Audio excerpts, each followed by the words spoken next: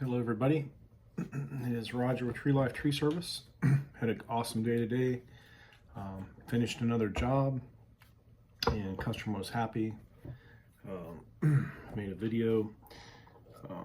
Customer's military, is out of town for 8 years and he had a rental property moving back into, and of course when when you're out of town, when you're away, people don't really take care of your house or your things as good as you would. So basically there was trees growing up against fences, growing up against the house. Trees are overgrown that weren't trimmed in a while. So you never know what you're going to run into when you come back in town. So anyway, that's that. We got another job tomorrow and we got some packages to open. What we got here? I've been buying way too many shoes lately, but I can't quite find what I'm looking for, so I keep trying to find a shoe that is easy to wear, lightweight, durable, and you can wear in the water. I've been wearing those, Josh calls them Jesus Jordans. But anyway, I'm looking for something that is easily to put on, easy to wear, not super expensive, but I can work in as well. And I don't really like bending over to put on my shoes, but it looks like this one might be pretty decent. These are the CROC'S. What kind are these? And they're kind of expensive for me. I don't like to spend that much on shoes. These were 52 bucks. So these are the men's Swiftwater Mesh Deck Sandal Sport Black, made by CROC'S. So these are the men's Swiftwater Mesh Sandal. I haven't found anything that is like super durable. I'm looking for a work boot, kind of mixed with a sandal. I want something that has non-slip, non-skid on the bottom, a steel toe, but kind of like a mesh or something that protects the foot but has air flowing through it. Haven't been able to find one. I was thinking about cutting up a pair of my boots that I have, but it's hard when you're working in Florida. It's so hot and humid, and your hands and your feet and your head need to dissipate heat.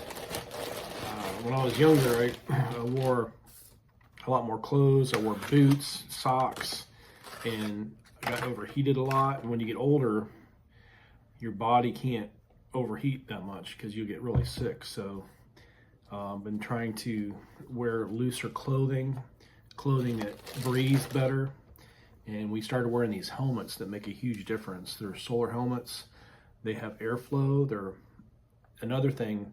When you wear a hat and it protects your, from the sun, problem is a lot of them hold so tight around your head, it creates that heat in the top of your head. So even though you're not getting sun on you, you're creating a lot of heat, and your head is where all the heat escapes, your hands and your feet. So if you have gloves on and you have a tight hat on and you have tight boots on, and your body can't expel heat, you're going to get overheated. So since I've been wearing the hat and no gloves and shoes that dissipate heat, I've been able to work in the heat a lot more, because it's like 90 plus here in Florida, and if you're not properly hydrated and you don't have a way to cool down, you're going to get heat stroke no matter what. So anyway, that's one thing you want to avoid. And we work in the direct sun. We work right when it's the hottest, from 11 to 4, and it is unbearable sometimes. So we're trying everything in our power to protect our hands and our feet, and our heads, but try to be cool at the same time. It's kind of a hard contrast to where to be protected but yet be cool. So if anybody else knows any of ideas, let me know. I had one of the, my stepfather bought me a cool vest. Problem with a cool vest is it only stays cool for about 30 minutes. So you're constantly having to throw that thing in the cold water or freezer or something. It just not, it's really hard to keep that thing cool. So the helmets have helped the most because they have a battery pack that lasts 2 or 3 days. So you can have a fan blowing through, and it's actually cold to the touch. When you're outside and that fan's blowing over my head, I can actually touch the top of my head and that's cool. And then I flip it around, I can cool the back of my head as well. It doesn't have quite enough coverage for blocking the sun, but it does have a little lip to it. So if you wear it backwards, it protects your neck. If you wear it forward, it has a little brim that protects your nose. But sometimes when you're doing tree work, you need to look up, so you can't have a brim up here. So I spin it around when I need to look up.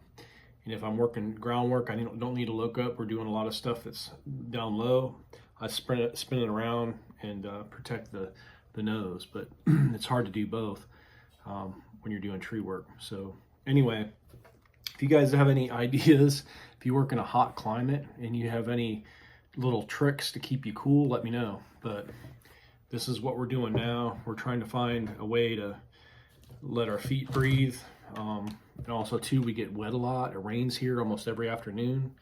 So if you're not wearing something that you can work in wet and not get chafed, you're gonna be in a world of hurt if you have to work every day in it. So we've just been wearing, or I've been wearing like a lot of bicycle shorts and underwear, so that way if you get wet, the Self-Wicking just lets the water dissipate, and it keeps you from getting chafed, or call it. So anyway, these are the Crocs I'm going to try out and see.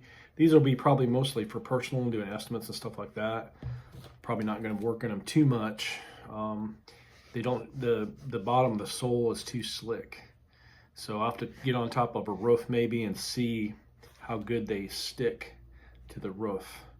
But the problem with these type of shoes, when you're on a roof, all the weight goes to the front, so you have to have a lot of support, so you're not having all the weight of your whole body on the front of your toe, because that's uncomfortable as well.